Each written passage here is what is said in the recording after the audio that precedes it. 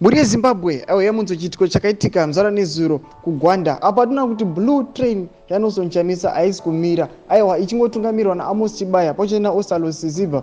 Muri Zimbabwe kwakanga kwakazariwa sana muendera mberi nenyaya iyi ayo ndokurudzira ibva wasubscribe wolaika wotina on the bell icon tambochana maupdates andokupa pano paZim News Live nokuti kutaura kudai so aiwa nawo iyi yazara pasocial media nokuti pane munhu anouya achiposta video aiwa ri kuGwanda ikoko aiwa vakazadza ndobva nyira achiti may the love of my Lord Jesus Christ continue to protect my brother Nelson Chamisa.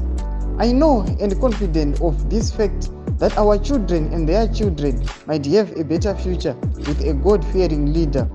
Whether we are here or not to see this yet, still we would have loved to see it. Ndozvari kuyanyora achiti aiwa dai Mwari wake akachengeta mutungamiri wake Nelson Chamisa ndobva aposta video aiwa achiratidza variko kumaTebeleland South Province muri Zimbabwe aiwa kwakuchifariwa tichiona kuti vanhu vachipemberera president wavo Nelson Chamisa saka kuti vanhu vanouya vachireplya vanhu vanouya vachiisa macomments avo.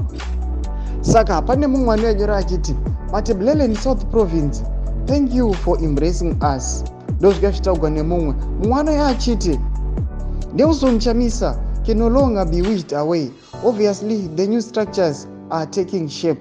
Mumwe anonyora achiti we have traversed the land and breathe for our country. Citizens are clear, they want President Nelson Chamisa. Ndozvikachitaugwa nemumwe munhu muri Zimbabwe aiwa toona kuti blue train iyi inenge itori nenharo. Blue train iyi inenge itori nevhivha chaiyo. Chimbotudzai mafundo enyu munoti kudii pamusoro penyaya iyi. Apa pine mucomment section medu musangana kusubscribe, kulike nokutina on the bell icon. Tambochana maupdates andokupa pano paZim News Live.